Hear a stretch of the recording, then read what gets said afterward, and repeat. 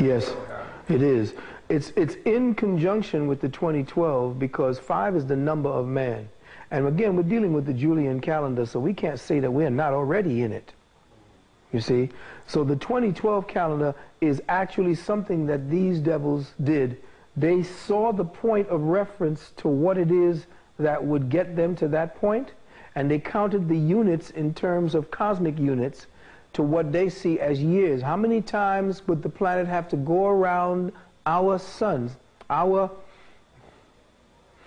computer light emanator, which is the sun? How many times would this orb, this ship, have to spiral around this for us to come to a junction in consciousness that would bring us to the point of interface with Eta Carina, or what we call Melchizedek? So they counted backwards from that point, and it became 2012 years, or 2012 cycles. That the whole system would come into conjunction with an alignment.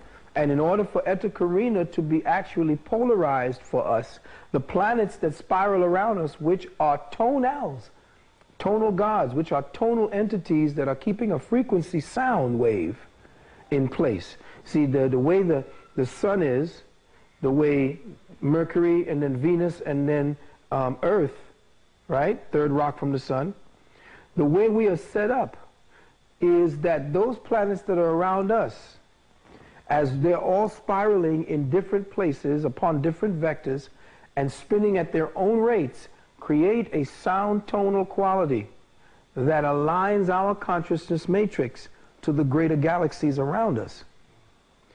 We, though, under great cataclysmic stress due to a war, are wobbling. So our reference points now have become distorted. We can't pick up consciousness vectors from other star systems as clearly as we should be.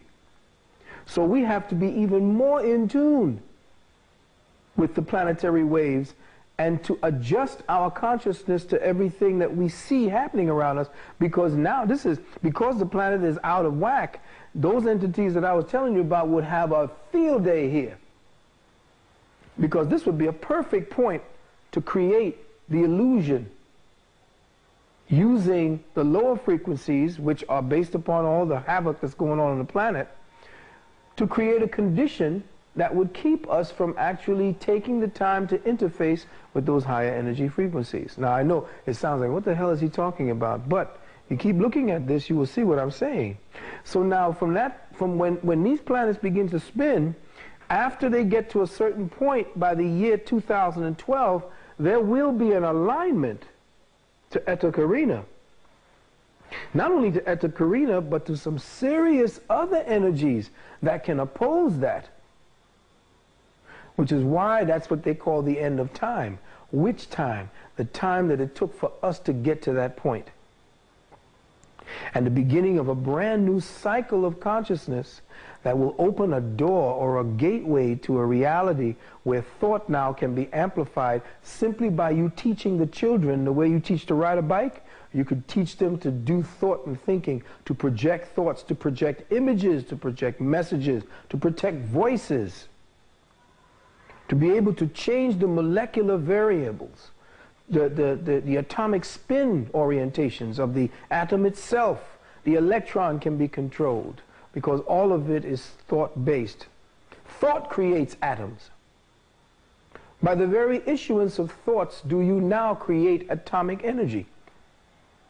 So when you get into that space now, that paradigm space that has been prepared for us, I did say, I have prepared a table for you. All of that in the Bible is them telling us, all of those who time travel back to tell those who didn't know where they were going. That's what we are. We are time travelers. We have made a trip back. You remember that show that comes on TBS, I think, called 7 Days, where they call Operation Backstep? Well, this is what we've been on. We're here to tell them what's getting ready to come. The Mayans were backsteppers. They were time travelers. They're supposed to set up structures on different planets where humanities are actually evolving, set up the structures for them to then decode as they raise their consciousness. They couldn't decode it, and the white man couldn't decode the shit the way they put it down there because he was a fucking ignorant knuckle-dragging ape, just killing everything in sight. Just like any of them, you see them little white kids, attention deficit white kids going crazy in a goddamn playroom or in the supermarket. That's what they're about. But as they begin to grow with our patience and our not killing them off of this fucking planet on sheer volumes alone, some of them, or the greater portion of them, hopefully, but not enough of them, are growing in consciousness to understand and to go into those old stones and begin to decipher what the hell was going on 200, 300, 4,000, 5, 10, 20,000 years ago, so that they can begin to align the ship to the coordinates that our ancestors laid down for us to follow. So the Mayans built whole cities and civilizations and left it. Didn't even live in it. And that was their job. Because when the conquistadors came, the whole Mayan civilization disappeared. Just remnants was left. And nobody killed them. There was no graves or nothing, but they just disappeared. They went underground. So their job is to almost like what some people call time capsules. Exactly. So very well said. In the future, somebody can open it up and then the blueprint will be there. Yes, beautiful. Because you remember, there's a constant flow of higher light beings and lower light beings within the waveform of material consciousness that descend into lower frequency vibrations in order to take on shape, form, and participate in sensual life. So those who precede them have left little markers along the way so that those who descend may ascend again. So in leaving the grand pyramids and all of those things before them, leaving the capabilities for technology and liquid light and time travel and dimensional 90-degree dimensional interfaces. All of that is nothing to the spirit, but to the flesh it is like, oh my God, that's awesome. Ain't nothing awesome about time traveling or even dimensional shifting. We think so because, again, we have that block. We have that bridge of ignorance that separates us from ourselves.